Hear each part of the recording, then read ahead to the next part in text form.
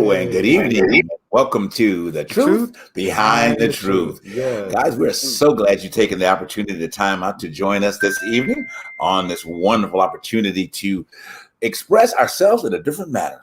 Tonight's show, the next actually 4 shows, is going to be really another powerful series that we're stepping off into, into our series. I'd be like, I'm sorry, getting tongue tied here, guys. But we want to welcome our Facebook family, our YouTube family, our Instagram family, and our TikTok people that are following us from TikTok. Yeah. So we're even excited about them. TikTok, whatever. Whatever you want to call it, okay, in the process of that. But we're truly happy and grateful that you guys do take the time out every Saturday to be a part of us. Mm-hmm. And, as we try to go forward, changing humanity, helping them find their authenticity, and letting them know that certainly that they are enough. That is the goal of Truth Behind the Truth. And we are succeeding at that. Yes, we are. We're just coming out of a wonderful series. Oh, my God. PTSD of religion. Man, that was a series of series. I'm telling you, really powerful. I mean, maybe we'll touch on that before we get into tonight's subject. When we can bring our guest on tonight, we'll touch on that a little bit later, in that as well. Yes. All right. So we want to remind you, product. Definitely go to the Truth Behind Truth page. Why you see them t-shirts flying off the show? Why? I don't know. They're not buying them. That's why. Buy them t-shirts. Okay. Buy them t-shirts. All right. Could say buy them damn t-shirts, whatever. Buy the t-shirt and also protect yourself. Buy a mask as well. Exactly. Yeah. We still haven't gotten off that page yet. Right. Not even since the first show. Exactly. Well, okay. We haven't gotten off that still. Okay. Exactly. Yes. And always we want to tell you about the Good Living Now products of Dr. Harold LaFoe. Okay. Yes. Hey, Harold. Hey. And all of the juicing and thinking, hey, Harold, we bought our juicer, so we're getting ready to get started. Yes, we get finally. Awesome. Finally. And the gyms are open. Yes. So I'm back on it. I'm back on it. I haven't quite got there yet, but I'm on my way. I'm on my way. All right, you're on your way. Okay. I'm on my way. I'm sore at this point. Yeah, that's good. That's good. Yeah. So before we get into one quick one, we bring our guest up. I want to see how you guys are doing, how you guys was, and all the good stuff. Parnell, how was your week? Yeah, it was good. And Harold, I've had my juicer for years. It just mostly sits in the cabinet. Oh. You know what? It just takes a little bit of space. It takes a little space, right? Okay. Yeah. It's fun to use it. Then having to clean it afterwards is like, I don't have it. I know, but you know what? Parnell, some of these newer juices, the cleaning is a lot more tolerable. Because like the first couple of juices I had a Hamilton Beach that I got for $50 from Walmart. It just was arduous trying to clean that thing. And then once I got a different type of juicer, it's like you just rinse it off and it's done. Wow. Okay, so maybe I need to get the new one because I'm just like, people are like, well, you can use those carrots and stuff. And I'm like, I don't like carrot cake that damn much. So use the profile. but it's been a good week. I just before we started the show, I had gone to go see A League of Their Own with some friends from my company because the theaters here in LA are starting to open up a little bit. So one of our company members, he organized a trip to the theater for us to go, like a small group, to go and see a movie together. And that was one of the movies on the list. And he's like, oh, let's see that one. And at first I was like, I don't necessarily want to see that movie again. Seeing it again so many years later, I was like, I forgot how good a movie that is. Yeah.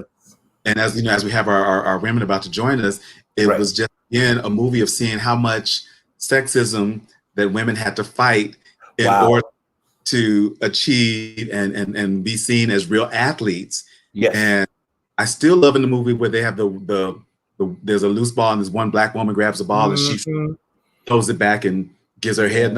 Y'all ain't the only ones that can play. Just want you to know. Gotcha. And it was, I found myself getting a little emotional watching it when you realize the importance, and then we say it all the time now, of intersectionality, of recognizing that this struggle and this struggle and this struggle and this struggle often have the same enemy, so to speak. Yes. Need to band together. Like, let's come together and approach the real problem, realize it's not each other. So that was, it just put me in a really like, this is a good reminder. Well, and it's actually very perfect for where we're going into the series, and I mean you being able to elaborate on that. Wonderful. I'm excited about that. I used to have to fight my brothers to watch that film. Really? Growing up, it used to come on HBO all the time, and I used to have to fight over the remote control. I want to watch A League of Their Own. It just was one of my favorite films growing up. Wow. I don't know what. I think it might have been the fact that Rose O'Donnell at that time we had the Rose O'Donnell show. I think it was before the Rose O'Donnell show, but I recall watching. I said, "Oh, Rose O'Donnell's on there," and I just kind of gravitated to watching that film. And it's just like you said, it's the perfect film. Wow. It has never really. Wow. It's timeless. Wow. One of those timeless films. Yes. Yeah. So, Harold, how was your week? It was good. It was good. It was a good week. My company, we are launching 2 new products coming out at the end of this month. We're going to have our own line of sea moss and our own line of ashwagandha. Okay. So, so excited about that. Yeah, I saw some of that advertising this week. We're going to talk about that. We're going to talk about his advertising approach this week. I was like, go on, Harold. Yeah. By any means necessary. Don't hide and show it. I follow the Malcolm X marketing strategy. Work hard for it. Yeah, go on. Gotcha. Go on. Well, I want to welcome all of our gentlemen that are tuning in tonight. LaCourtney, I saw you out there. Ian, I saw you out there as well. Thank you guys for tuning in tonight, and everyone else is coming apart. Going to be a great series to dig into. Yes, it is. Just before we get started, before we go to commercial break and bring our wonderful, beautiful guest on tonight, okay? Just want to share you guys a little bit about what the series is going to be.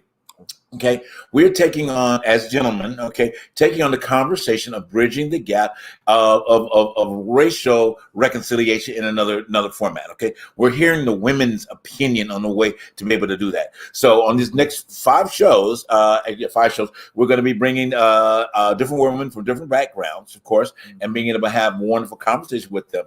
The first 2 shows are going to be with our Caucasian sisters. Okay, the title of this series is going to being called Sister to Sister. Okay, so and we're going to hear their perspective, and how they feel about things in society, how we can bridge the gap. After we're through with their series, and we're going to bring our African American sisters in. Okay, we're going to hear their perspective. Okay, on things. Then after we have done with that, then we're going to bring them all together. All right. And then we're going to see how they all mesh and how it's going to be wonderful ending, to the great series that we're putting together. So it's going to be an awesome time. I'm so excited about getting involved with this and having these wonderful conversations about that. Yes. So I will introduce our guests when we come back from commercial, and we'll go from there. All right. We'll see you right back, guys, in just a second. Yeah.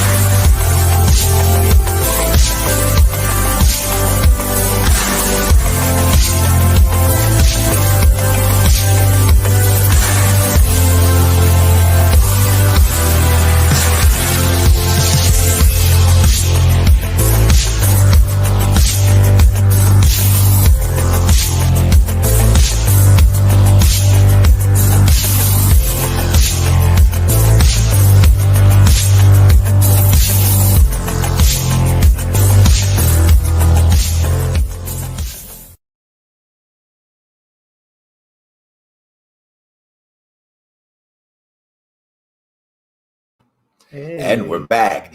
Guys, thank you again for tuning in to The Truth Behind the Truth. Yeah. One of our most exciting challenges that we're going to take on tonight. I'm just so thrilled about it. And I'm sure my colleagues as well are really looking forward to digging into this and having a lot of fun with it. Okay. And hopefully changing the mindset of humanity. Okay. And the way that we look at things. All right. So without further ado, tonight we're having the white women speaking. All right. All right. Where the white woman All right. Who said that? From the White Chicks movie, yes. But these are my dear sisters and friends. And I really love the fact that they've taken the time out to have this conversation with us and start the conversation moving, all right, in the direction that it should for humanity. First, I want to bring to my dear heart of a long time, Miss Tara Jones. Woo. Hi, guys. Hey, Tara. Hi. Miss Linda Curtis. Woo. And my new darling sister, Miss Susan Gillette, if I pronounced the last name correctly. Yes. Hi. Great. Hey guys, welcome to the show. I mean, this is like I'm so thrilled I'm getting tongue tied. Okay? Literally. And y'all know that ain't like me to get tongue tied at the end of the day. Ladies, welcome so much to Truth Behind the Truth. Yeah. Tara, you're no stranger to us. This is your second home. You know, when we can get you out of your schedules, we'd love to have you back. You know, I love being here. Thanks for having me. Thank you, darling. Thank you, Linda. Thank you for coming and just, hey, taking time out of your life in the cold country of Michigan. Thank you for having me. It's my pleasure. Yes. And Miss Susan out here on the West Coast with the rest of us. So happy to be here. Thank you, guys. Thank you so much. Really appreciate it. So we're going to get a little bit and just talk about your individuals, see where introduce yourself to the audience, and then some of a little bit of your background and whatever, and what you like about life and all that stuff, and then we'll dig in from the conversation from there. Tara, want to go first? Sure. I'm Tara Jones. I am an actor in Atlanta, Georgia. I have 2 acting daughters that keep me extremely busy. I'm a mom, a huge advocate of children. I'm actually starting a workshop for children to give them some empowerment in regards to their acting career and their life, and watching what they're ingesting mentally and physically to help get them to be on the right track, because life is a little tricky right now. So I'm hoping to step in there and help these kids along the way. Other than that, living my best I'm going to say post-COVID, because we're coming out of it. Living my best post-COVID life here in Atlanta. But thanks for having me, guys. Oh, hey, that's always a pleasure. All right, Susan. Oh, hi. Okay, well, I was so into listening to what you were saying. Okay, I am Susan Gelt. I'm an author. I'm an artist. I'm a speaker. I have 6 kids. I have 10 grandchildren so far. Wouldn't be surprised if I ended up with an 11th sometime not too far from now. Yes. I'm just happy to be here. Love being a part of this whole thing. Loved your show. The last few shows I've watched are just so great. On PTSD, loved it. And happy to be here. So thank you. Thank you for being here. Miss Linda. Hi, I'm in Michigan. I met JB and Dylan in Atlanta, where I started traveling with my kids' high school youth group and got involved there in the streets of Atlanta with homeless ministry. Looked like for a while I was going to move there, and then some things changed. I was married for 30 years and been divorced now for about 11. I have 8 children. 3 the labors were by birth, and 5 the labors were through adoption. And a very multicultural family here, and the subject is very near and dear to my heart for a lot of reasons. but I love people and I love to talk. And so Yes. he knew who to bring on for this one. So Beautiful, definitely beautiful. So I am so excited to have you guys, ladies. Again, I'm thrilled that you are taking the time out of your busy schedules to be a part of this, movement. As I said, movement to bring change to humanity in the way that I know that I do about. And I think every one of my colleagues on the show, definitely does that, because we've had some deep subjects on the show. We've had some points and warranted, from the African American perspective. Avoid deep subjects for the last 4 years, Absolutely. and then on top of that, COVID. That's deep enough as it is, so you can't avoid deepness these days. Right, exactly. I totally agree. One thing before we get into tonight's show real fast is that we may do a little bit bigger celebration a little bit later on. But this is, again, for Dylan and I, our first celebration of our year of Truth in the Now. Truth by now. Truth behind the truth has been celebrating the whole year, So we have 50 some shows out there that have really inspired a lot, It inspired us a lot. Yeah, it has. To really speak out. It has. And I'm telling you, we started from humble beginnings. We literally started this show with a light bulb in front of our face. Okay? Oh, goodness. Yes. And the last minute light bulb. It was exactly, and it just really grew from there. And kudos to our engineer, our producer, out of Tech Genius out of Atlanta, Dr. Ish. He has helped and gotten on board with this show and made it to what we are, what we are becoming. Okay, and we are so internally grateful for him coming on board. And we pitched the show to him, and then we were pitching it to him. How it happened. So, but that's how the universe has things lined up for you for greatness to come. At the end of the day. One of the points I'm excited about that is that I'm having Linda on the show tonight, because Linda has been a part of this show from the beginning.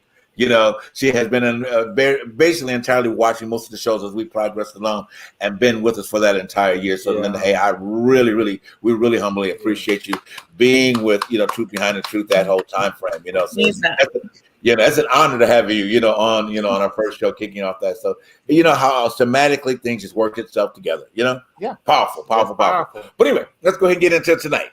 All right. So, when we thought about putting this particular show together, as I said earlier, that we wanted to, go head on with the challenges of racial reconciliation that's out there.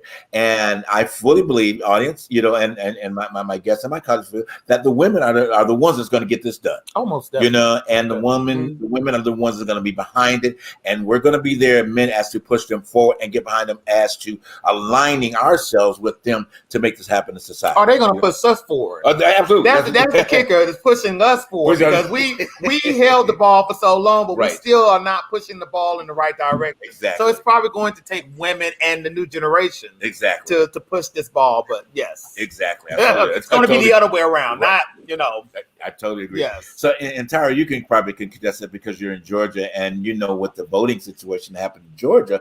Stacey Abrams being a woman, but also being a woman of color, that she really got out there and pushed it, for the things the changes that happened in Georgia, which was really exciting. And that's even inspiring that a woman said, "Hey, we're going to take this whole thing. We're going to turn, whether you're red or blue, the state turned blue." At this point, because she actually got out there and she got women involved and made things happen. So I was really excited to see how that that happened. In that particular position. So man, let's open up with that. Tara, what do you feel about how Stacey got that going in terms of in Georgia being a woman at that point and being a woman of color also? Well, I think it's exciting in general that she got people to get out and vote. Absolutely. More so than they ever have in the past. And I think for our country to move forward and continue to move forward in the right direction, everybody has to be represented. And I love that she did that. It takes somebody to say, if you don't like what's happening, you have to get out there and vote. And I think she was a huge proponent of that. And, people here in Georgia, man, they most love her, but there's this big segment here that don't. And it's like, but you can't discount the fact that she got out there and got people to vote. Yes. And you know what's really funny too is I always find when you get a really strong woman, they're not well liked. Right. You know? That's true. Because it's like, oh, wait a minute, you have a lot of power and you have a lot of control. And of course, we call women divas and a bitch and all of these things because they're out there controlling things. Right. But the bottom line is she got people to the polls, and like her or not, I'm so thankful that everybody who wants and needs to be represented went to the polls and voted. Absolutely. I couldn't have said it better. I mean, I totally agree. And it feels good to see that, you know what I mean? At the end, it really, because I mean, again, we're on the West Coast, but at the end of the day, it feels good to see that lead and knowing that women can institute the change that needs to happen. You know? Well, it feels good that she didn't give up, because in a very unfortunate situation, she was running for governor at that point in time. And I can recall living in Atlanta, us wanting her to be the governor of Georgia. But because of the rigged system of Kemp being who he was over that voting system, and still, and we're going to get into that too, you know, but it's just the fact that she didn't give up. She got out there after that unfortunate loss, and she said, I'm going to push this narrative of people needing to get out and vote. So she not only got the new generation, she got people who haven't voted in years to get out there in that line and say, listen, in order for us, for this whole entire situation to change, that we got to get people registered. And that is the kicker. And I wish that was pushed, and I'm going to let this go, but I wish that would have been pushed during the Black Lives Matter movement, the registering vote push. Because at the end of the day, you have to register to make change. You have to vote to make change. And that's me, you know, that's it. Got you. So ladies, now you picked up a really good point. So let's kind of open up our discussion, and since the events that we experienced in 2020 was just so many different layers of life, you know, the pandemic and all those other type of things. But in your communities or whatever, how did you guys address the conversations about Black Lives Matter? How did you guys? You can independently take it, doesn't matter. Well, can I say something? Can I say something, sure. JB? Talking about 2020, one of the memes that was going around was about Karen. Yes, okay. You guys remember where you had white women who we had one incident I remember where you had this white woman who saw was at a dog park. There was a black man and he was minding his business, and she called the police and said, "Oh my God, there's this big black man," you know, and acting as if he was being aggressive toward him. And so 2020, we saw a lot of incidents like that where white women were using their whiteness as leverage. And how did that make you guys feel? And what do you think? How do we navigate through that? Because that was a big thing. You know, we seem like we kept seeing those kinds of incidents every other month. You know, where you would see that, and as a black man, you feel disempowered. You know, because when if it's a white woman and a black man, of course, they're going to go with the white woman's voice. And so kind of, what were your thoughts? And I guess I'll go first. Go ahead. I'll just jump in. Okay, personally, I was embarrassed. I mean, I just was really embarrassed by that. And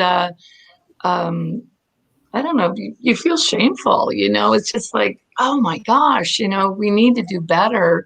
I have no idea, you know, how many women are actually like that. How many white women are really that way? I mean, is that like some kind of a media thing that they're blowing up, or is that really representative of a lot of white women? I don't know the answer to that, but I can say it was, for me, I was embarrassed by that.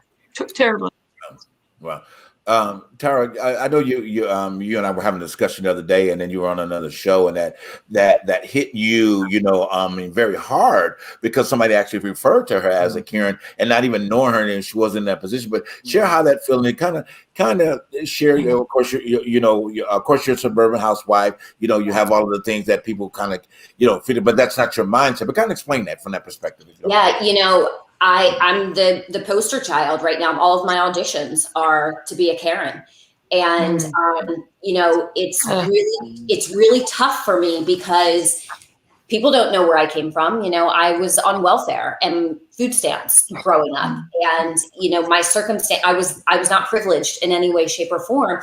And it's really, it was hurtful to see that was the representation of me, because it couldn't be further from the truth.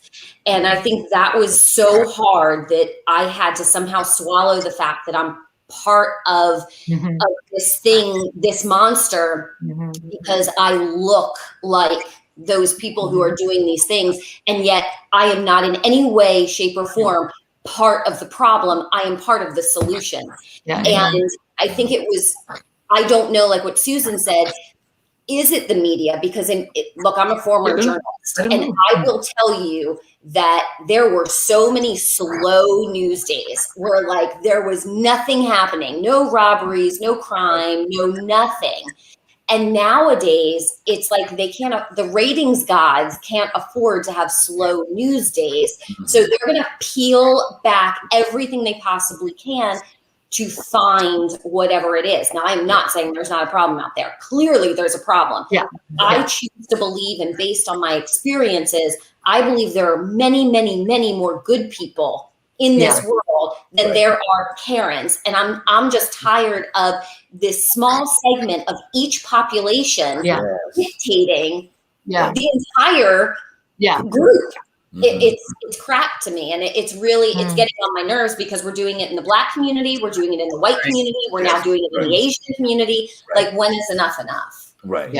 Gotcha. Linda, did you have anything more to say? Well, yeah, exactly. When Tara said, I mean, it was like ding, ding, ding when she said that, because she seems to be representative, because she looks like that, which is exactly what our African-American brothers and sisters go through daily, right? I mean, I can't pretend to even understand it all. And I parent 5 children, right?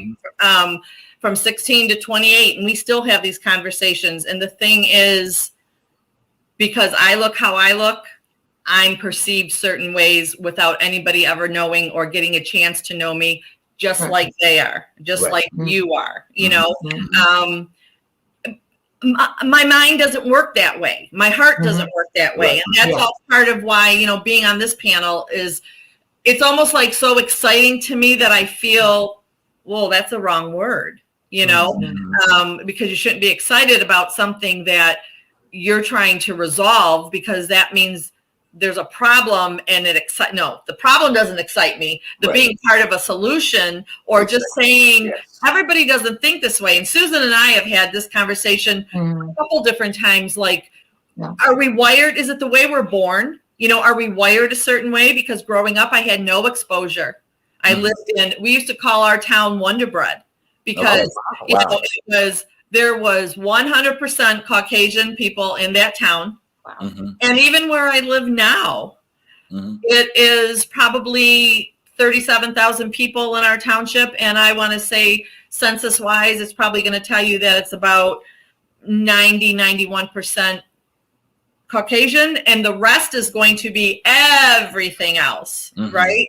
And yet I want to know why, you know, and I want to know, is it because somebody doesn't feel? And one of my best friends, who is like my sister, like I said, I'm an only child, so today being Siblings Day, I have all my adopted ones. But, she is married to a Black man, and she'll still to this day tell me stories of how when they want to go on vacation, they still, as an interracial couple with Black children, have to predetermine if it's okay to go somewhere. And she just said this the other day, and I cried. I'm like, I mean, I remember her saying when they were first married, you know, 25, 30 years ago, they had to watch where they, you know, the whole redlining real estate thing or whatever it's called, that, you know, they had to watch where they could move and what was going to be the best place, and should it be a college town where it might be more accepted or whatever. And even that, I can't, I mean, I totally hear it and my heart breaks for it. My head can't get wrapped around in any way, shape, or form,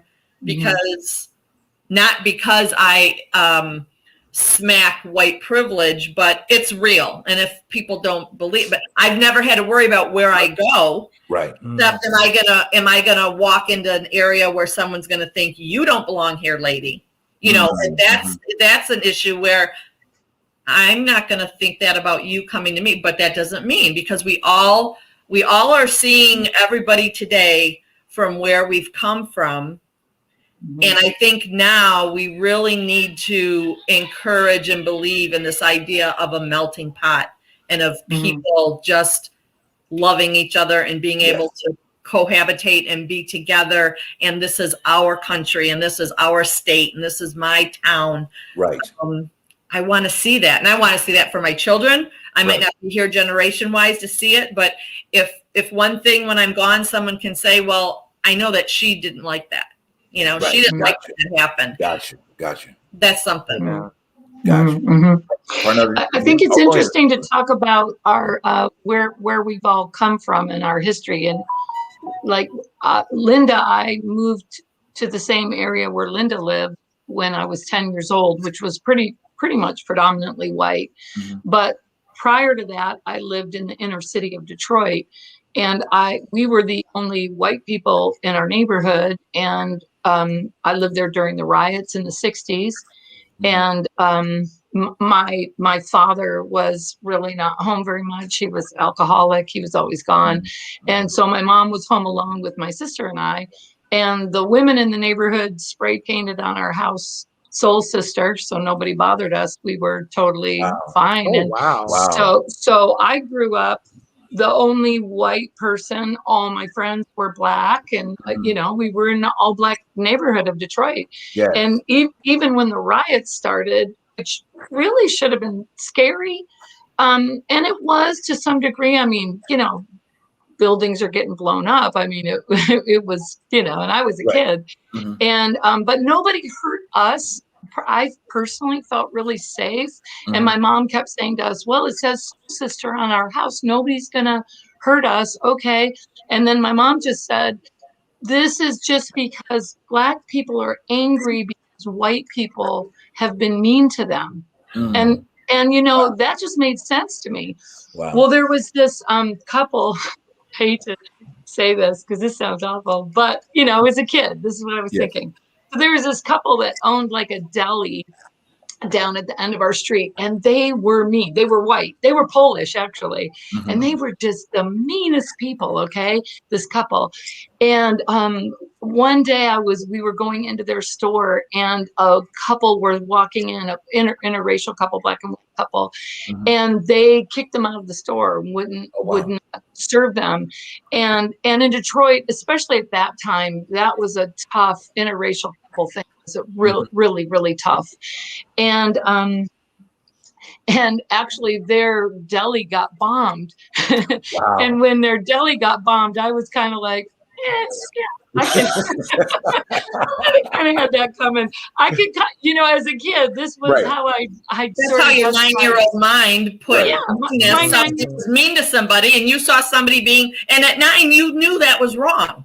That's what I'm saying. If we get it, I think we're I think we come here from some place with something already in us. So we need to do something with it, because not everybody has it.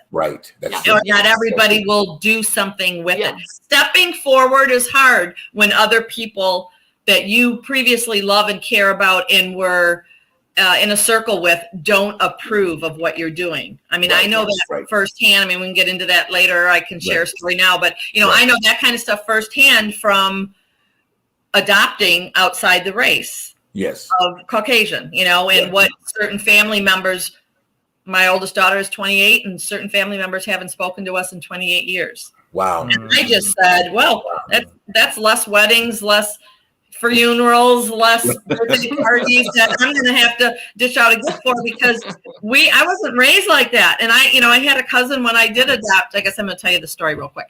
Part of it, anyways. When I adopted my first daughter, who is biracial, birth mom was Caucasian, birth dad was African American, and they were like, "She's beautiful. I'm happy for you, but why? We weren't raised like that. And this was from a cousin of mine that we were like sisters. And I was like, what do you mean we weren't raised like that? And she was like, well, our family doesn't have Black friends, Black relatives, people at dinner. And I was like, yeah. And she said, well, you know that we just aren't raised like that. And I said, apparently we are in the same family, but we weren't raised the same, because I also, on the other hand, have never been told that was an issue or that was a problem or people or stay away from certain people. And that was it. Never had another conversation with her after that day. She never saw my baby except for a picture, because actually when I told her this, it was in the week that I was waiting to be able to bring her home. And just those kind of things. Generationally, I gave it a little bit of break, like to the older aunts and uncles, my parents, brothers and sisters.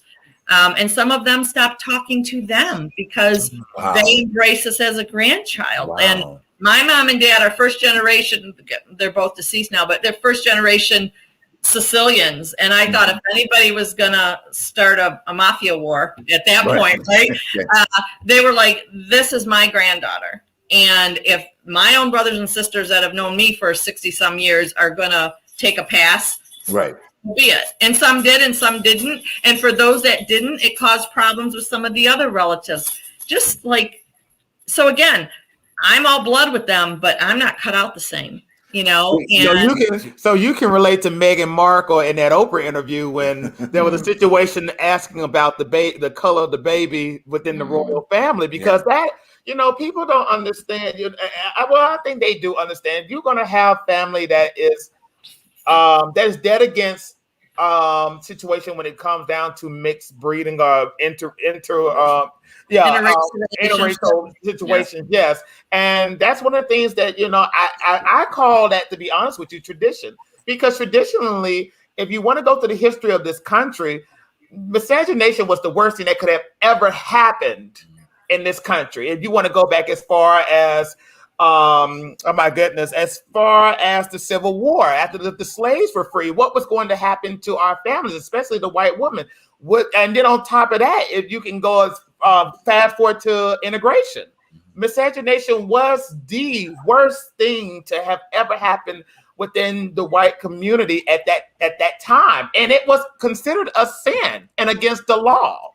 And a lot of people who could afford to go out of the country and get married to whoever they wanted to marry with outside their race were not considered married until I think after 1968. I want to say 50. I want to get that right, but it's just the fact that they were not even legally married in this country. But Parnell, did you have anything else to say or wanted to ask a question? So much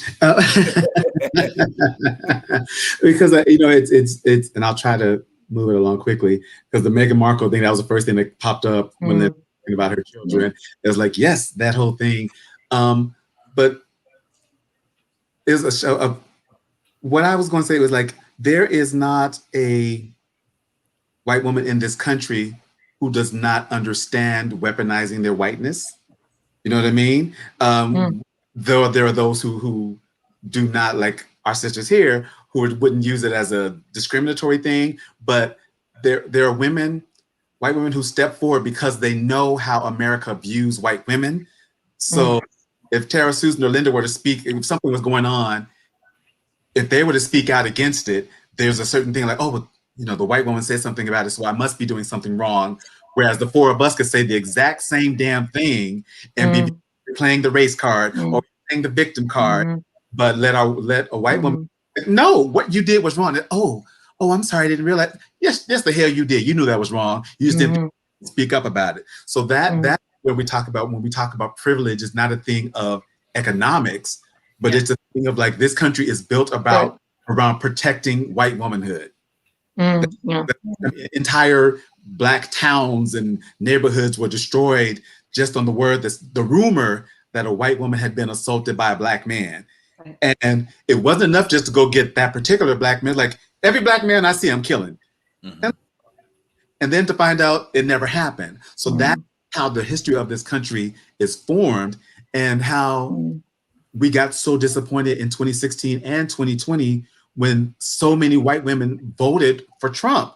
It's like, really? Really? Mm-hmm.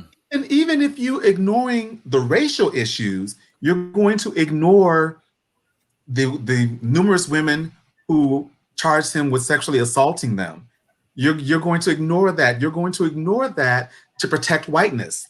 And that is a very real serious problem in this country. You know, women of color, when they talk about the white feminist movement, they said, like, you know, some white feminists are just as racist as their husbands and brothers and stuff, because it's like, okay, we want equal rights for women, ours first, and then yours. And so many Black and brown women have been so frustrated, like, well, girl, don't come with me talking about women, but then when I want to talk to you about my issues as a woman, or I want to talk to you my issues as an Asian woman or Latina, you're kind of like, yeah, well, we'll get to that. And that has been, I've so many women that I've talked to of color who talk that has been the most frustrating thing to deal with, is like, don't count me in your numbers just when it's convenient for you to get what you need and what you want, and discount my experience. So when we have women like our sisters here who step up and go like, I know there's a problem, out against it because it's just as frustrating and as upsetting for me. But that is how these conversations, where it's not necessarily going to be the big, huge conversations, but it's all group conversations where we talk about these issues openly. Okay, I want you to hear what I'm saying, and I'm going to listen to what you're saying, and we're going to exchange this thing and see where our experiences cross each other, where they're similar and where they're different. Like, how do we cross that? How do we make that happen? And sometimes tempers may flare, and feelings may get hurt because people feel like, oh, you're personally attacking me. It's like, no. This is not a personal attack, but it's like, we have to be cognizant, because let's face it, all of us have been groomed with the myth of white supremacy, because that's how it's set up. Everything is white. Even if a character, like in a film, you know, Tara, my accent sister over there, you know, if a character is not necessarily given a racial breakdown, the default is white. So often. And it's kind of like, well, why can't this person be Asian? Why can't this person be in a wheelchair? You know, there's this thing of erasure that, thank God, is finally being challenged, where we are seeing more people of color, where we are seeing hard of hearing actors, deaf actors, where we are seeing disabled actors being able to take the role. Like, why can't that person in a wheelchair be the high-powered lawyer? Who says they can't? And why can't that be an Asian woman?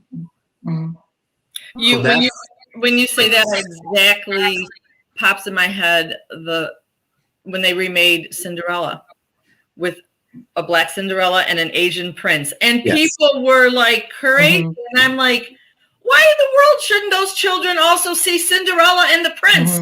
I mean, you know, whereas I never grew up with anything other than, right? But I just think there's certain things that should just smack of wrong to you, and at least just to support that, like you said, and it's a trickle down effect. Look, I'm certainly not standing here thinking that I personally, by being on, you know, this platform or in my life, is going to save and change all racial relations. But with every little conversation and with every person that I can interact with and meet, where it can come up in a conversation, and I want to learn. I am not certainly going to pretend. I got to be honest that I need to and want to better understand. To be able to move forward with it, and in my own circles. And I do have many Black girlfriends, and I don't know how I got them. I don't know who attracted who. And I also have had the opposite effect, where, go back to a different adoption story, but this is one that Susan gets riled up with. So sit still, hold your hands. I will. You know, it was a private adoption through a Christian adoption agency, which I had also worked at, ran an adoption program for transracial adoptions. And so the day that I received this, which was at the time my third daughter, through adoption, there was a prayer circle in the office, and a gal that I've worked with, who was a social worker there, but she was Black, removed herself from the circle because she said, I work with you and I adore you, but I do not approve of you as a white family adopting this child. Oh, wow. Wow. Wow. And, you know, I've had all different over the years. Now this child is 21. And so over the years, I've had lots of time to think about, and immediately I was never mad at her. I just wanted to know why. I wanted to understand, where is she coming from as a Black social worker who sees adoptions all day long. If I wanted to be a Karen, what I would have said to her that day was, where's the profiles of the families that are waiting to adopt her? You know, the African-American families, and this is just truth from at that time, particularly, some Black babies were too Black for them to adopt, because maybe biologically they wouldn't have produced. This is what the stories we heard in the field. I'm not making this up. Wow. But that was hard for me to understand. And then a white family would adopt this Black baby, oftentimes without even seeing a picture of it. And then the reaction from some Black community was, that is not cool. The babies had a home. So, you know, there's a lot, and all that comes from a place of misunderstanding, past hurts, some kind of teaching, in that field itself, if I can be any kind of example or share any information, that, you know, I was in foster care for 19 years, my ex-husband and I, and we fostered 66 children, like 34 newborns and the other, you know, and so. God bless you. God bless. Thank you. He did. And, you know, it was not to make any points. It was never a question when they called and said, we have a child, we need to move in your home. I never asked, what race is it? I never, you know, that wasn't going to, even when I lived in Wonder Bread Town, you know, if I had Black foster children and they were calling me mommy on the street, that's because that's how they were made to feel, that I loved them. And at that time, if they needed me to be their mommy, I wasn't pretending or showing off or trying to change the world. I was trying to change their world. Oh, wow. Over that moment until they could get back to where they needed to be. Wow. And that's how I think I kind of approach that with all of my friends. I'd like to have some of my like friends sitting here in my ear saying, well, these are the reasons why you can be my friend. You know? Or these are the reasons why I love you. And when I tell you I love you and you tell me you love me, there's no question. Exactly. We as women, and then that's a whole nother story, which of what you're trying to do. We as women need to support each other as women. We need to stop backstabbing. We need to stop being jealous in the workplace, 100%. Everywhere. And from this conversation of racial, it goes all the way across, you know, if I'm dating a white man or I'm dating a Black man, I'm not doing that to prove anything to anybody else. Right. But I don't want to offend anybody else. But if you know me and you're offended, let's talk about that. And again, like Parnell, little conversations are going to. Exactly. And I'd like to tag on to that too, because I liked what you said about using our influence, Parnell. One of the things that happened for me, and I tend to believe, like Tara said, that I'm just going to believe in the basic goodness of most people. Okay. There's a small percentage of the real, you know, whatever assholes, but the major portion, I'm just going to believe people are good hearted. I just I choose to believe that. But during, at the height of, you know, the horror of George Floyd, that whole situation. Well, I have 3 daughters who are super vocal. Okay. They're 32. My next daughter is 26. She lives in San Francisco and she has a Black boyfriend. But in San Francisco, nobody cares. But when she comes here, where it's all white people, they get all the looks, right? And then my youngest daughter is 19 and she's a UCLA student. So she's all, you know how that goes with college. So they're all like passionate, right? So I'm posting things. They're posting things. We're calling people out. You know, well, my daughters especially, they're calling people out. and getting banned off of Facebook, and people are like, and I mean, we live in a white area here, right? So, well, it's white and Hispanic. It's a very heavy Hispanic area as well. So what started to happen was, I would post something like about Black Lives Matter, and somebody would, Blue Lives Matter, or All Lives Matter, or White Lives Matter. And I'd be like, you don't even know how ignorant that is. So I'd start having these kind of conversations with people, and the more I tried to say things, the more pushback I was getting from some white people, not all white people. But the thing that kept my daughters and I going is all the comments I was getting, private messages from my Black girlfriends. Okay, it'll make me cry, that were just like, thank you. Thank you. Please keep saying it. Please keep going. And it was like, oh my gosh, they're hurt, So we kept going, my daughters and I, and we're just trying to take on the world. And, finally one night I was laying in bed and I started thinking about, and I kind of talked about this with JB the other day, my thing is unity, let's all, and Tara, also you said something about getting everyone together. I'm so into that. Like, get everyone together. Let's just be in unity, and let's not just think about what's best for me and my household. Right. Let's think about others, right? So I was laying in bed and I started to realize, I think it was God that was just like, hey, you're being a little radical. And the things you're posting, right, you believe in. But what you're hurting the cause. You're hurting because it's too. So the Lord is like, find common ground, right? How do we build unity through common ground? So I thought, okay, I'm going to start with common ground, and I'm going to begin to build unity through common ground. So I went from the heart of a mother. Right. So from the heart of a mother, I began to post things like, hey, George Floyd has a mom. How would you feel if your son had a freaking knee on his neck so long that he died? Right. His mother saw, you know what I mean? Right. I hope to God she didn't see that video, but you know what I'm saying? Just from a mom to a mom, right. And then I was still getting comments like, not as many, but I was still getting comments like, oh, well, he was a drug addict, or, just stupid crap like that. But I just kept saying to myself, I'm not going to be offended. I'm not, because if I get offended, I'm going to take a position.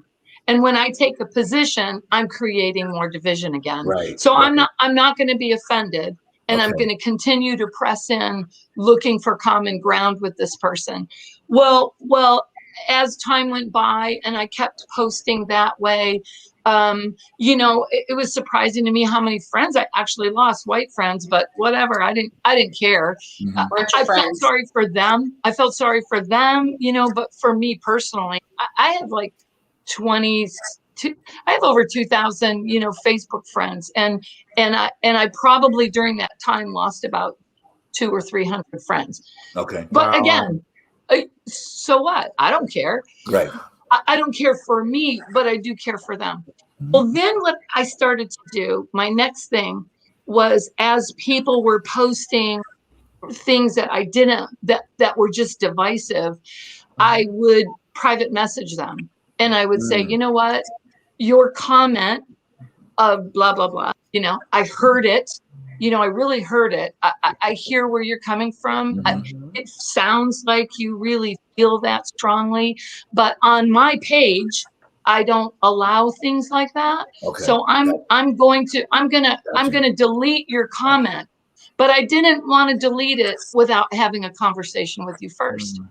Well, most people, and some of those people you might want to think maybe were like a Karen type, most of them really appreciated that, that I didn't just delete it without a conversation. And out started to come all the, stories of they were hurt from this or offended from that, or their dad is a cop, or, all of this kind of whatever stuff was in their head that pretty much came to either ignorance or some sort of a fear, and almost all of it was some kind of an offendedness.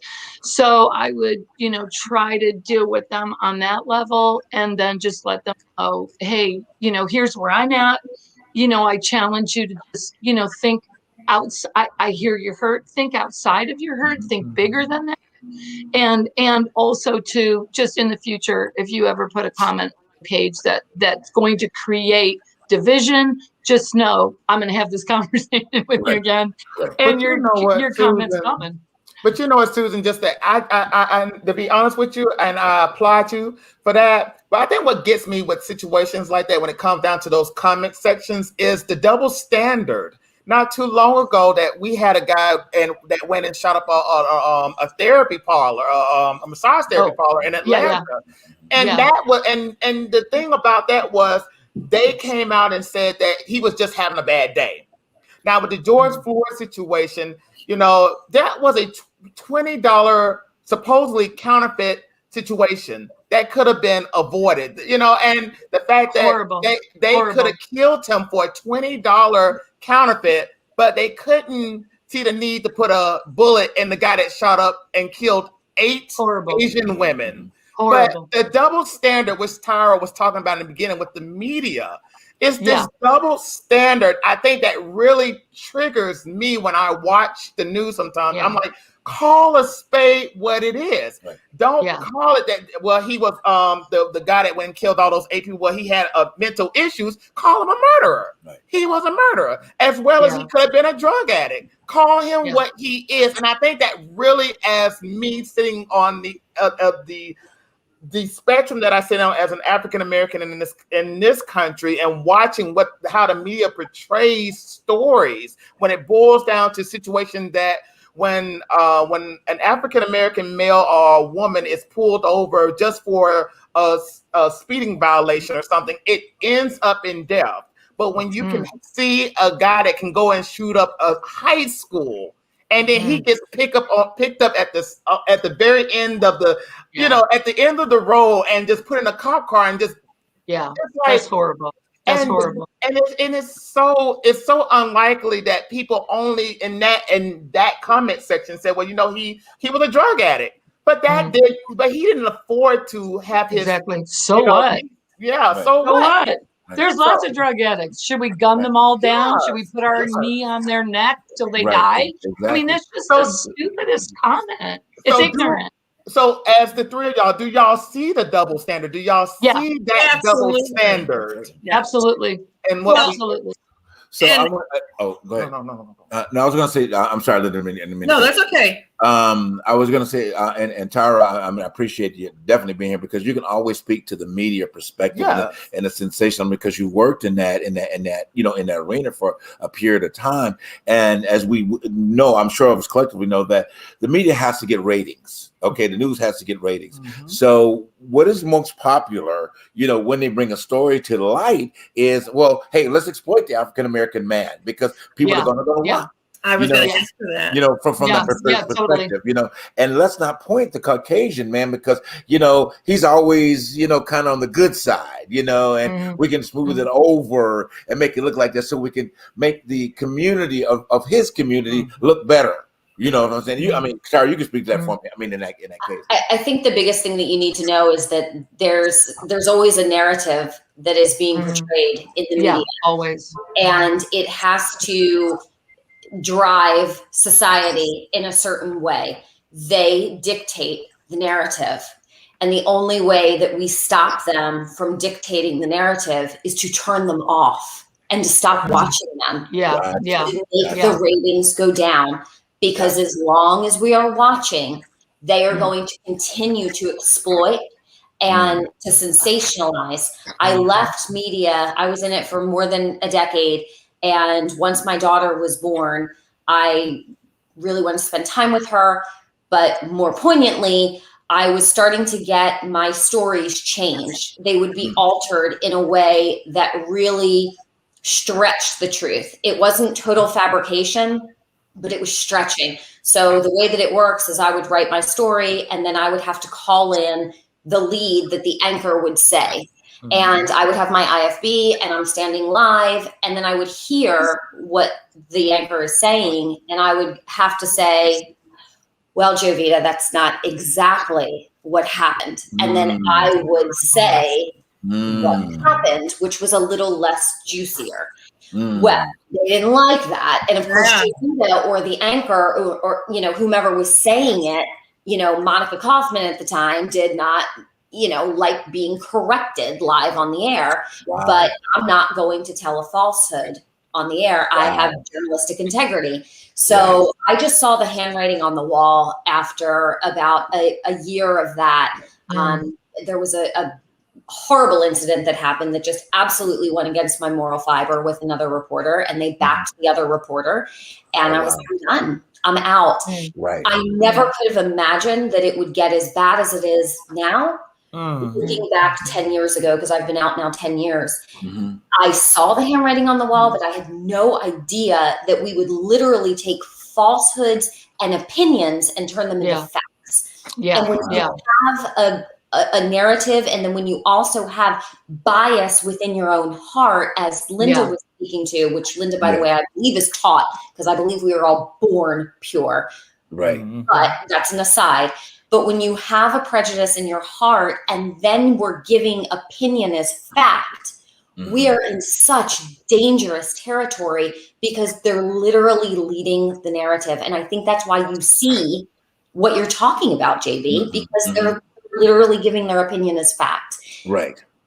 Whether a guy goes in and shoots something up, I don't care if he's purple, he's a murderer. Right. Exactly. Why are we talking about mental issues on a white guy versus a black guy or an Asian guy or a Hispanic guy? That's a detail. Right. Just kill people is murder. Yeah. Right. Yeah. Bottom line. I know, Linda, go ahead and make your point. And I know this is getting so good. I'm looking at our time. And I have a question that we're going to wrap up tonight's show for each of you. But Linda, go ahead and make your point, and then we'll do that. Well, Dylan said something that made me think about with the police or pulling over. One thing that I know, and talking about a double standard, is even in my own parenting, I have 3 grown sons, and then I have a 4th grown son. Well, the first 3 are Caucasian, and the 4th one is African American. Right. And I told them all about driving. I told them all about respect when they get pulled over. I told them where to keep their information. But the conversation is very different when I told it to my youngest son, and it's with fear for him, and it's just with fear for him, and because, right down to the point of, and I don't know if he still does this, but there was a time when he was driving, my car, that I made sure that the information that a police officer would need, the registration and the proof of insurance and all that, was in a bright yellow little thank you envelope where he could say, I'm going to reach for, it's in a yellow envelope. And I said, make sure you tell him it's yellow, and make sure you tell him it's where it is. Right. And and I told the other boys the same kind of thing, let them know what you're reaching, but not from the same place of fear in my heart. Yeah. Wow. And that's not fair. It's not fair to me as his mother. It's not fair to him as a young black man. It's not fair to him as a man in general. Wow. And that double standard thing gets me before, during, and after having children of another race. I never was raised with friends of color, but I always the underdog, the racial joke, the ethnic joke, whatever, if I heard as a kid, I didn't know what it was, but I knew it didn't resonate with me, and it didn't feel right. And I didn't understand it. And then as I understand it as I go along, and, when Susan talked about the Black Lives Matter, I have family members that are police officers, and I have family members that are of other races. And, I want everyone's life to matter. But again, when you're talking about one particular point in time, why do you walk that away by throwing in everybody else? Exactly. That takes away the importance of that. And you have to separate the Black Lives Matter. Right. And then when something happens during that time, everybody coming out and looting the Best Buy. That's not the same thing. Right, exactly. At that moment, but you can't say, well, yeah, well, then you believe in that, and then what about that? And you put this person's job in danger and this person's life in danger just to get away from what we're not wanting to talk about. Is that what it is? Wow. And it's exactly what we need to talk about. Exactly. Right. Good point. So let me ask you, ladies, and then we're going to wrap it up for tonight. First of all, I'm thanking you guys for this. It's so beautiful, tonight. But I want to leave the audience with a thought. And then, of course, we'll pick this up even further detail next week. But if you can elaborate on it. So, and I'm just going to paint a scenario for you. So you see one of your sisters, and I'm going to say one of your African-American sisters, in a situation, that you being who you are, and you being able to assure her of the support that you can give her just by being her sister. Can you kind of briefly share with each one of you, kind of sharing that for me a little bit? Just how would you approach that? Well, I think anyone. Okay. I'm sorry. Anyone go first. I wasn't sure the question. Well, what I was saying, just one of my. Okay, so I'm saying one of your African American sisters. Okay, so you're in a situation, you see something that's just not correct. Okay, about the a situation, could be out in public or whatever. And how would you step into it and approach that and give her the reassurance that you are her sister beyond the color? Okay. I mean, whoever wants to go first. Tara, go. Okay. Tara, how are you going, Tara? To punch the person in the face. That's a good start. Yeah. But most of my Black girlfriends would do it already. Right, exactly.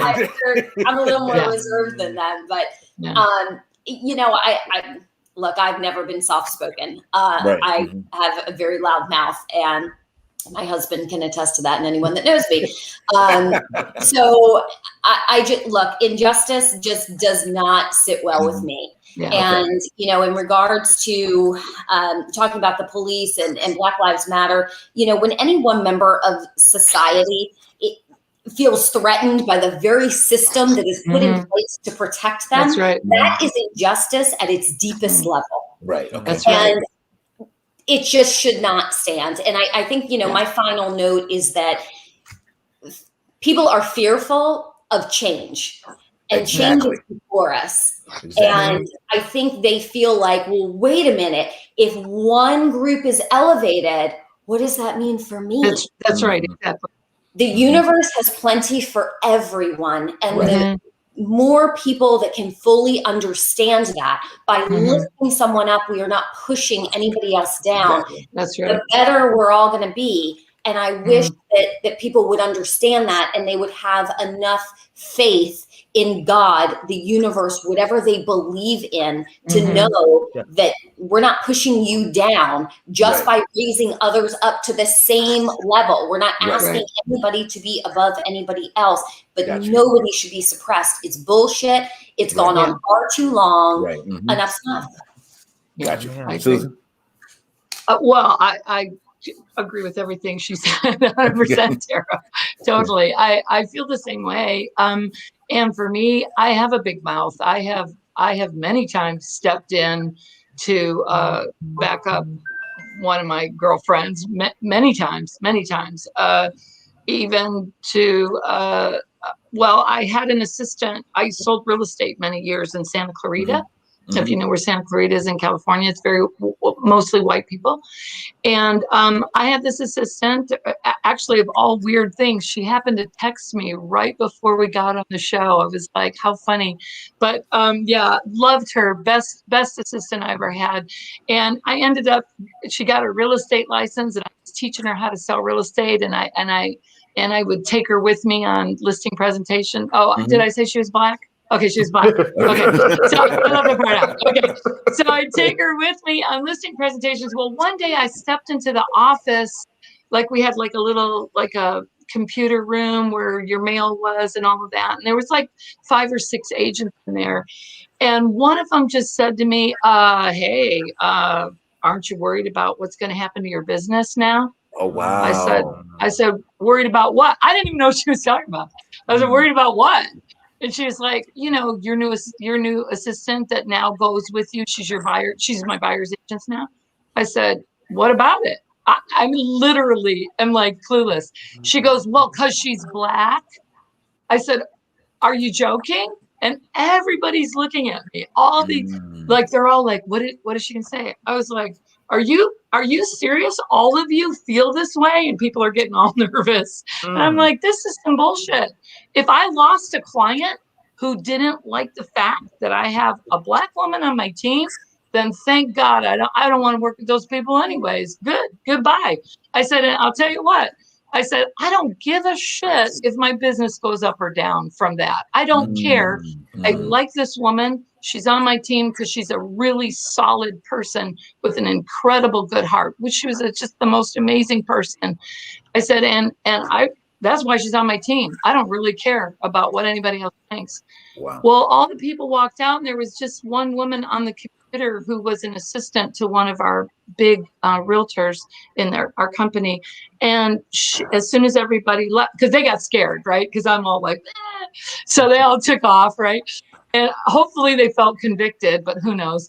Well, she turned and looked at me and she was crying. And she said, she's Black, that she had some, I don't know, issue with her skin, some kind of melatonin issue or something.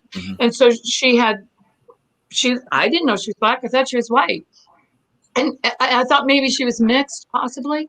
But she's like, I am Black. And I just want to tell you what you just said today has changed my life. How that made me feel.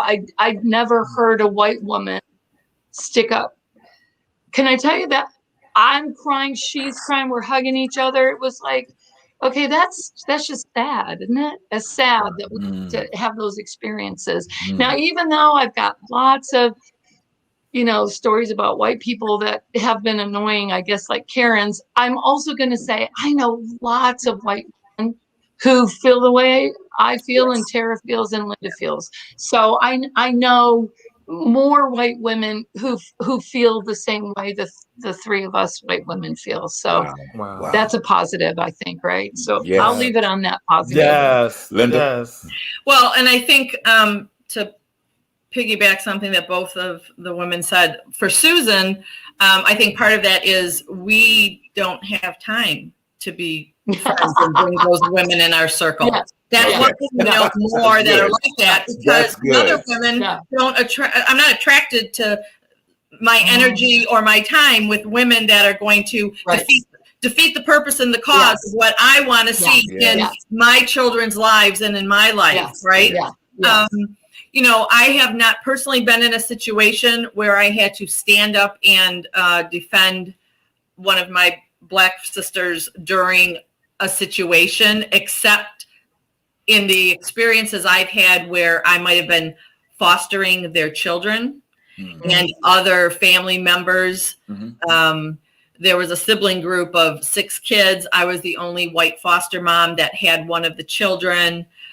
All the other children adored me as I adored them and tried to keep everybody connected during the 3 years of the foster care experience for them. And that actual birth mother knew that I was pulling for her, but when it didn't look like it was going to happen for her, she said to me, there's nobody else that I would want my child to wind up as a permanent member of a family than you, despite my family sitting here looking at you in this courtroom thinking, why her? And she said, but I am not threatened by the fact that she will call you mommy forever because you receive that, because you've given her the security of that. And so I told her, I'm here for you in the future. Whatever happens, you can contact me. We can, whatever. I'm going to make myself as available to you and for what you need. And if there's things that you need to know, like I had a picture of my father who was in his early 80s probably, or late 70s. And this one foster child was just the light of his life. And I had a picture of him and he was kissing her and she was maybe 14 months old or whatever. And I had another Black foster family parent at the meeting we were going to, and we were showing pictures of different things, and it actually was a gentleman, and I gave it to him first, and he was so sweet to me always, and he just said, honey, don't show them this picture. They won't understand. They won't see that your dad loves her and she loves him and he's being her foster grandpa. They're going to see a white man kissing their black baby girl and they're not going to like that. And I was like, I was trembling because I didn't know if I was doing something wrong in letting her be loved by everybody, or if I was doing something that they might take offense to or whatever. So I just pulled that picture silently. And this is, you know, several years later, almost 20 years later, and it still affects me to think about that's somebody doing the same mission of fostering, but yet their heart, I had to be careful of how I did that. Right. Wow. And one last thing, something Tara said earlier on, and I think it's about, you were talking about, and I think in a business sense, but the thing is when men are go-getters, they're aggressive. And when women are, they are, or men are assertive, but a woman is seen as aggressive and bitchy and out of her lane. And I'll tell you, my daughters have to be in business with men and with other women who are going to compete. And I don't want them to be in a lane. They need to know how to maneuver. Because they need to know what comes at them, be it racially, be it, you know, I've walked into many a school thing and somebody, you know, I see them, a kid turn to my child and say, that's your mom? Like, kids, like, how is that your mom? You know, and because they see you for the first time. And same kind of thing, if they have to be in their lane because they can't tell their truth about their birthright, their family dynamics, their relationships with other people and other races and who loves them and who they love. It's just love. I don't know. I guess I should wear a headband every day or something. I don't know. Got you. So, hey, guys, look. I mean, there's a lot to take in. There's a lot. I mean, you know, and it's beautiful. I mean, this is so beautiful. You know, I really cherish what we've opened up tonight. You know, and what we've accomplished, because there is a narrative of conversation, and the conversation is needed. And you guys have really just elaborate on so much, which is beautiful. Because women can get a whole lot out where it takes a man a lot, you know, all these different points to be bullet points. But I really appreciate that. But all in all, this has started the conversation, you know, and audience. I mean, guys, whoever, if you came in late, you missed a lot. Okay, go back in a few minutes and review the whole show. It's really awesome. It really has. Those of you that can share it to get the conversation going. This is what we want you to do. This want to get this information out there. We want this conversation not just here, but have it abroad. Let people know there are people that care. These women care about humanity. They care about an opportunity to be able to see change happen in humanity. Especially these four guys on the show, you know. So, but we're gonna put a paperclip in it for tonight. Okay. Next week we will pick this back up, and I'm sure it's gonna get really, really, really deep. Okay. And involved. Ladies, thank you so much for tonight. You know, being a part of us. Love you guys. Love you guys. Thank you so much. You know, it's been powerful. I can't wait till next week and see where we go. Definitely. Guys, hey, fellas, hang around after the ladies are gone. We're going to talk a little bit. But ladies, have a blessed night. Thank you for being here. Thank you. Guys, our audience, hey, we want to again welcome the yes, thank you. Thank you guys so much. Thank you so much. Yes. Y'all have a blessed night. Thanks again. We'll see you next week. Same place, same time. The truth behind the truth. Good night, all. Night. Bye-bye.